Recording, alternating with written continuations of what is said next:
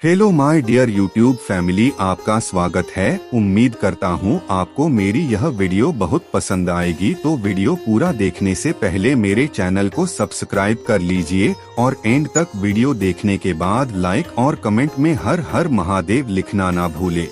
तुलसी विवाह के दिन भूलकर भी ना करे ये काम, वरना पानी की तरह बह जाएगा पैसा। हिंदू धर्म में कार्तिक माह का बहुत ज्यादा महत्व है। इस माह में शुक्ल पक्ष की एकादशी को भगवान विष्णु 4 महीने की निद्रा के बाद जागते हैं। उनके जागने के बाद ही सभी तरह के शुभ और मांगलिक कार्य फिर से शुरू होते हैं। इसके साथ ही हिंदू पंचांग के अनुसार कार्तिक माह के शुक्ल पक्ष की एकादशी तिथि को ही तुलसी और शालिग्राम जी का विवाह किया जाता है। मान्यता है कि तुलसी विवाह संपन्न करवाने से कन्यादान के समान फल की प्राप्ति होती है और मोक्ष के द्वार खुल जाते हैं। साथ ही तुलसी जी और शालिग्राम की कृपा से विवाह में आने वाली बाधाएं भी दूर होती हैं। शादीशुदा जीवन में भी खुशियां बनी रहती हैं। ऐसे में हम इस वीडियो में जानेंगे कि तुलसी विवाह कब है और इसकी पूजा विधि और शुभ मुहूर्त क्या है, और साथ में यह भी जानेंगे कि इस दिन क्या नहीं करना चाहिए। लेकिन उससे पहले अगर आप भी चाहते हैं कि विष्णु भगवान का आशीर्वाद आप पर बना रहे तो इस वीडियो को एक लाइक करें और चैनल को सब्सक्राइब कर ले और कमेंट बॉक्स में जय श्री कृष्ण जरूर लिखें। आइए जानते हैं तुलसी विवाह कब है। देवउठनी एकादशी के दिन तुलसी विवाह किया जाता है। इस साल 23 नवंबर को देवउठनी एकादशी है, इसलिए 23 नवंबर को ही तुलसी विवाह मनाया जाएगा। इसी दिन भगवान शालिग्राम और माता तुलसी का विवाह किया जाएगा। आइए अब जानते हैं तुलसी विवाह का शुभ मुहूर्त क्या है। कार्तिक माह के शुक्ल पक्ष की एकादशी तिथि 22 नवंबर को रात 11:03 से शुरू हो रही है। इसका समापन 23 नवंबर की रात 9:01 पर होगा। एकादशी तिथि पर रात्रि पूजा का मुहूर्त शाम 5:25 से रात 8:46 तक है। आप चाहें तो इस मुहूर्त में तुलसी विवाह संपन्न करा सकते हैं। आइए अब जानते हैं तुलसी विवाह की पूजा विधि के बारे में। नंबर 1, तुलसी विवाह के लिए सबसे पहले लकड़ी की एक साफ चौकी पर आसन बिछाएं। नंबर 2, गमले को गेरू से रंग दें और चौकी के ऊपर तुलसी जी को स्थापित करें। नंबर 3, दूसरी चौकी पर भी आसन बिछाएं और उस पर शालिग्राम को स्थापित करें। नंबर 4, दोनों चौकियों के ऊपर गन्ने से मंडप सजाएं।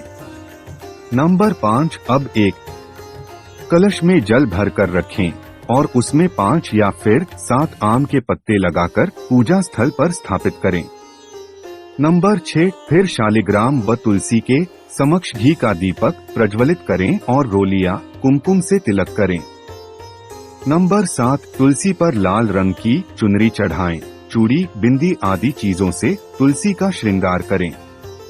नंबर 8, इसके बाद सावधानी से चौकी समेत शालिग्राम को हाथों में लेकर तुलसी की 7 परिक्रमा कराएं। नंबर 9, पूजा संपन्न होने के बाद तुलसी व शालिग्राम की आरती करें और उनसे सुख सौभाग्य की कामना करें। साथ ही प्रसाद सभी में वितरित करें। आइए अब जानते हैं तुलसी विवाह का महत्व क्या है। मान्यता है कि तुलसी विवाह करने से कन्यादान के समान फल की प्राप्ति होती है।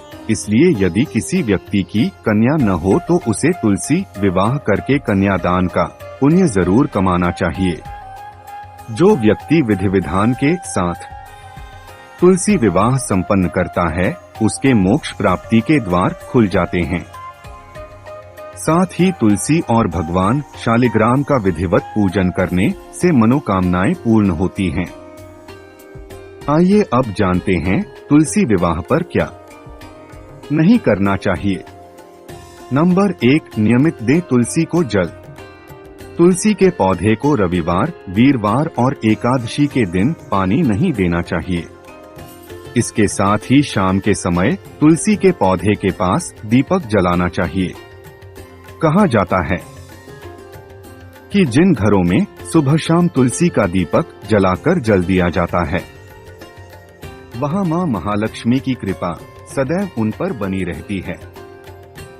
नंबर 2, विष्णु की पूजा करते समय किसी भी प्रकार की तामसिक वस्तु का प्रयोग नहीं करना चाहिए। नंबर 3, गठबंधन के लिए लाल चुनरी और पीला कपड़ा ही लें।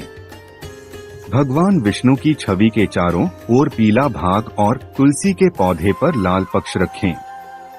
नंबर 4, कन्यादान के लिए अपनी हथेली में कुछ अक्षत और दक्षिणा जरूर रखें और इसे भगवान विष्णु को अर्पित करें। नंबर 5, ध्यान रखें कि इस दिन तुलसी पर जल न चढ़ाएं क्योंकि देवी भगवान विष्णु के लिए निर्जला व्रत रखती हैं। नंबर 6, तुलसी की पत्तियां चंद्र ग्रहण, सूर्य के छिपने के बाद, एकादशी और रविवार के दिन नहीं तोड़नी चाहिए, इसलिए विष्णु भगवान के भोग के लिए पहले ही तुलसी तोड़ लें। नंबर 7, इस दिन गुस्सा ना करें और छोटे बड़ों से मधुर वाणी में बात करें। नंबर 8, इस दिन मांस, लहसुन, प्याज, मसूर की दाल आदि चीजों से दूरी बनाकर रखें। नंबर 9, रात्रि को पूर्ण ब्रह्मचर्य का पालन करें और भोग विलास से दूर रहें। नंबर 10, तुलसी का पौधा लगाते समय इस बात का ध्यान रखें कि वह दक्षिण दिशा में न हो, इसे अशुभ माना जाता है। नंबर 11, तुलसी का पौधा हमेशा गमले में लगाना चाहिए।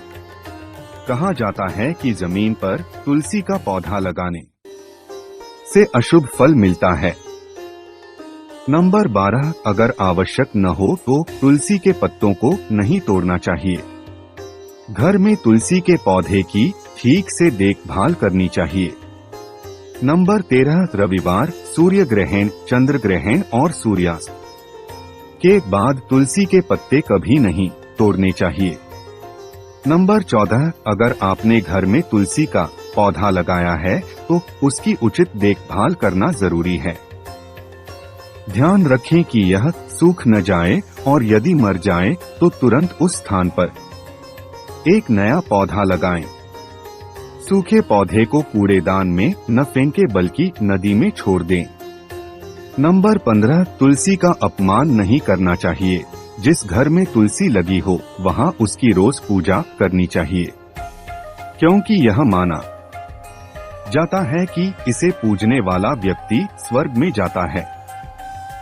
नंबर 16, शिवलिंग पर तुलसी की पत्ती नहीं चढ़ाई जाती हैं। पौराणिक मान्यताओं के मुताबिक जालंधर नाम का एक असुर था जिसे अपनी पत्नी की पवित्रता और विष्णु जी के कवच की वजह से अमर होने का वरदान मिला हुआ था, जिसका फायदा उठाकर वह दुनिया भर में आतंक मचा रहा था, जिसके चलते भगवान विष्णु और भगवान शिव ने उसे मारने की योजना बनाई। पहले भगवान विष्णु से जालंधर से अपना कृष्णा कवच मांगा, फिर भगवान विष्णु ने उसकी पत्नी की पवित्रता भंग की, जिससे भगवान शिव को जालंधर को मारने का मौका मिल गया। जब वृंदा को अपने पति जालंधर की मृत्यु का पता चला तो उसे बहुत दुख हुआ, जिसके चलते गुस्से में उसने भगवान शिव को शाप दिया कि उन पर तुलसी की पत्ती कभी नहीं चढ़ाई जाएंगी। यही कारण है कि शिव जी की किसी भी पूजा में तुलसी की पत्ती नहीं चढ़ाई जाती है। नंबर 17, तुलसी के पौधे को घर के अंदर नहीं लगाया जाता है। ऐसा कहा जाता है कि तुलसी के पति के मृत्यु के बाद भगवान विष्णु ने तुलसी को अपनी प्रिय सखी राधा की तरह माना था, इसलिए तुलसी ने उनसे कहा कि वे उनके घर जाना चाहती हैं। लेकिन भगवान विष्णु ने उन्हें मना कर दिया और कहा कि मेरा घर लक्ष्मी के लिए है, लेकिन मेरा दिल तुम्हारे लिए है। तुलसी ने कहा कि घर के अंदर ना सही, बाहर तो उन्हें स्थान मिल सकता है जिसे भगवान विष्णु ने मान लिया। तब से आज तक तुलसी का पौधा घर और मंदिरों के बाहर लगाया जाता है। नंबर 18, तुलसी विवाह के दिन तुलसी जी को सभी श्रृंगार की चीजें चढ़ाना न भूलें। नंबर 19, तुलसी विवाह के दिन अगर आपने व्रत रखा है तो आपको इस दिन किसी को अपशब्द नहीं बोलने चाहिए। नंबर 20, तुलसी विवाह के दिन घर में लहसुन और प्याज का उपयोग न करें। नंबर 21, तुलसी विवाह के दिन खाने में चावल का प्रयोग बिल्कुल भी न करें। नंबर 22, तुलसी विवाह के दिन तुलसी के पौधे को पैसों में बिल्कुल भी न दें। इस दिन आप तुलसी के पौधे को दान कर सकते हैं। नंबर 23, तुलसी विवाह के दिन घर के बड़े बुजुर्गों का अपमान बिल्कुल भी न करें, क्योंकि इसी दिन भगवान विष्णु जागते हैं। नंबर 24, एकादशी और तुलसी विवाह पर बाल, दाढ़ी व नाखून न काटें। इस दिन भोगविलास से भी दूर रहना चाहिए। नंबर 25, तुलसी विवाह पर रात को सोना भी नहीं चाहिए। पूरी रात जागकर भगवान विष्णु जी का भजन कीर्तन करना चाहिए। इससे भगवान विष्णु की कृपा मिलती है। नंबर 26, तुलसी विवाह के एक दिन पहले ही सूर्यास्त से पहले घर पर झाड़ू लगा करके सफाई कर लें, क्योंकि एकादशी पर झाड़ू नहीं लगाना चाहिए। ऐसा करने से गलती से हमसे चींटी और सूक्ष्म जीव मर जाते हैं और इससे पाप लगता है। इसलिए एकादशी के दिन झाड़ू न लगाएं। नंबर 27, एकादशी तिथि पर जौ, मसूर की दाल, बैंगन और सेमफली नहीं खानी चाहिए। नंबर 28, इस दिन किसी दूसरे व्यक्ति द्वारा दिया गया अन्न भी ग्रहण नहीं करें, इससे पुण्य नष्ट हो जाते हैं। तो उम्मीद करता हूँ दोस्तों आपको मेरी यह वीडियो जरूर पसंद आई होगी। तो आगे ऐसे ही वीडियो देखने के लिए हमारे चैनल को सब्सक्राइब कर लीजिए। मिलते हैं नेक्स्ट वीडियो में। नमस्कार। हर हर महादेव।